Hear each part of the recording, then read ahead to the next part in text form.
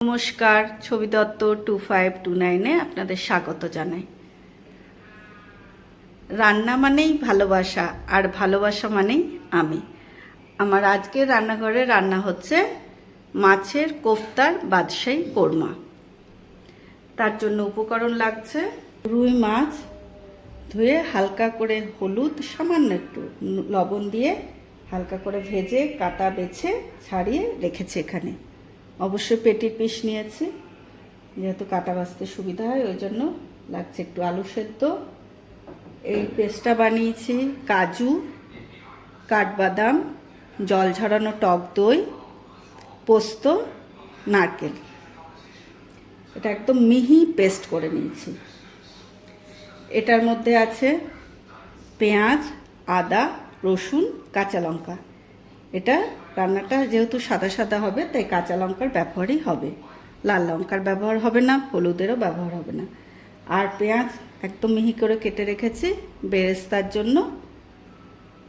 আর লাগবে কাজু ভাজা। তো চলুন দেখে নেওয়া যাক কী করে করি। আমি কাজু কেটে ভেজে নিয়েছি আর বেরেস্তা বানিয়ে নিয়েছি। এর মধ্যে অল্প একটু আলু দেবো, এতটা দেবো না, তাহলে আলুরই স্বাদ পাওয়া যাবে, মাছের আর স্বাদ পাওয়া যাবে না।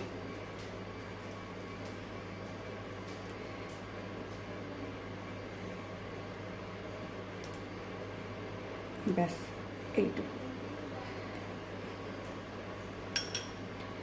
এর মধ্যে দেবো একটু বেরেস্তা। কাজুটা নিয়ে নিলাম,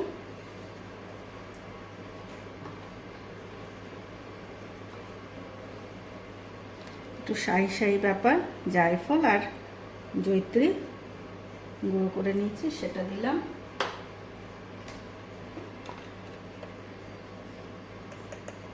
স্বাদ মতো লবণ দিলাম।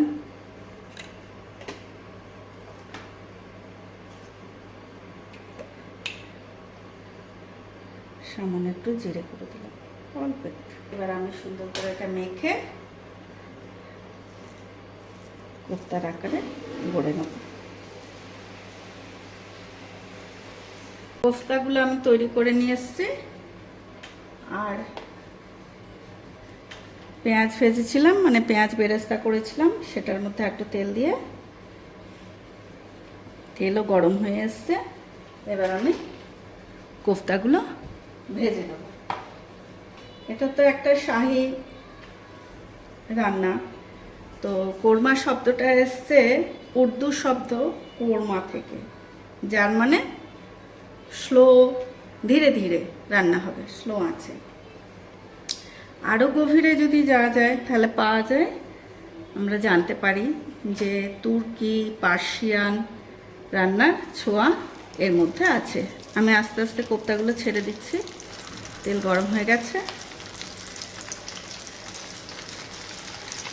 সেখান থেকে বেশ সুন্দর ঘুরে টুরে আমাদের ভারতে তার আগমন।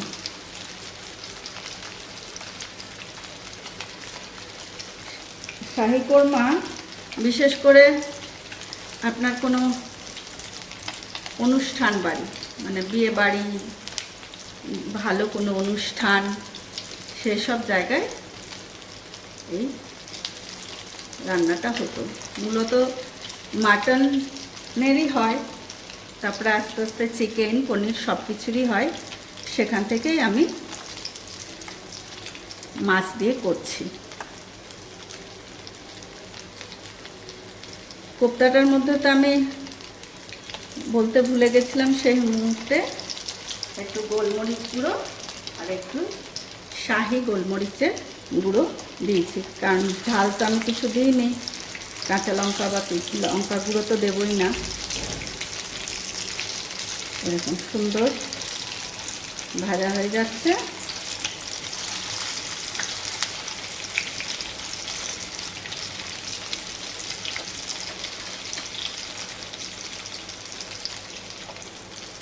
এই যে সুন্দর ছোট্ট ছোট্ট, তেল তো রান্নাতে লাগবে না, তাই একটু তেলটা কমিয়ে নিয়ে আসছে। তেলটা কমিয়ে আমি নিয়ে আসলাম। এর মধ্যে আমি একটু সাজিরে আর একটু দারচিনি ভেঙে ভেঙে সেটা ফোড়ন দিলাম।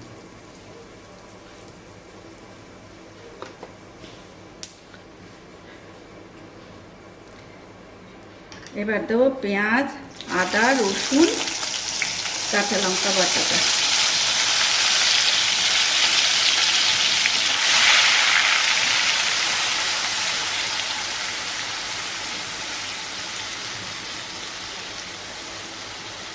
আমি তো রান্নাটা সাদা তেলেই করছি, তো আপনারা চাইলে অর্ধেক সাদা তেল আর অর্ধেক ঘি দিয়েও করতে পারেন, ভালো লাগবে।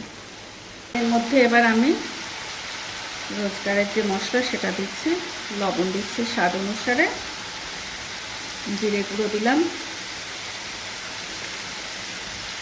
আর রান্নাটা একটু মিষ্টি মিষ্টি হবে, তার জন্য সামান্য একটু চিনি দিলাম।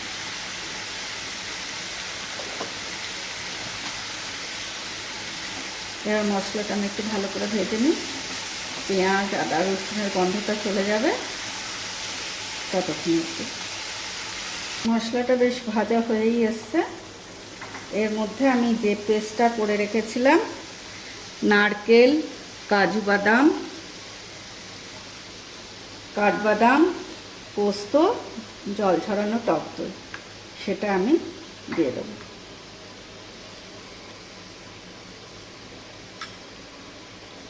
আর দেব কিছুটা বেরেস্তা।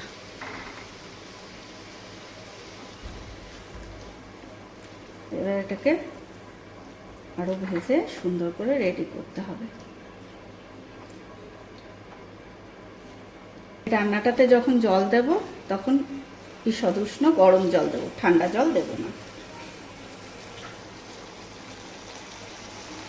এবার এর মধ্যে আমি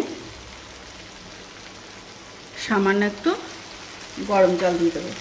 আপনারা যেরকম গ্রেভি পছন্দ করবেন সেরকমই জল দিতে পারেন, তবে খুব বেশি ঝোল তো হবে না, একটু মাখা মাখার মতো গ্রেভি হবে। পুরো ফুটছে, এর মধ্যে আমি দিয়ে দেবো জায়ফল আর জয়ত্রী গুঁড়ো।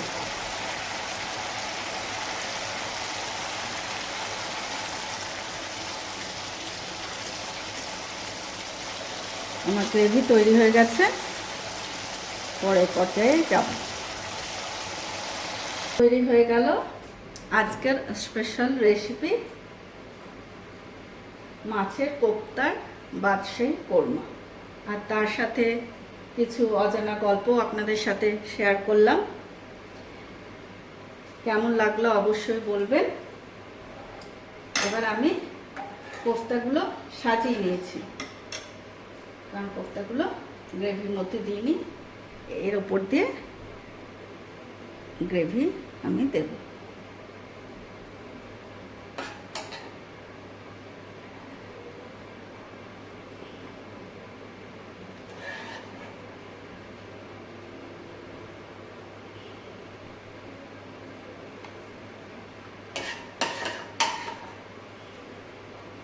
এটা যাবে পরোটার সাথে, গরম গরম খাস্তা খাস্তা পরোটা,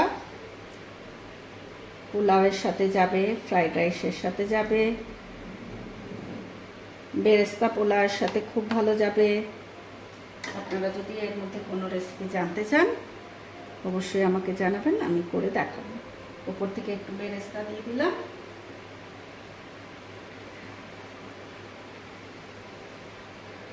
তৈরি হয়ে গেল মাছের কোপ্তা বাদশাহী কোরমা। ভালো লাগলে চ্যানেলটাকে সাবস্ক্রাইব করে দেবেন আর কমেন্টে জানাবেন কেমন লাগলো। বাড়িতে অবশ্যই একদিন ট্রাই করে দেখবেন। রান্না মানেই ভালোবাসা, আর ভালোবাসা মানেই আমি। নমস্কার।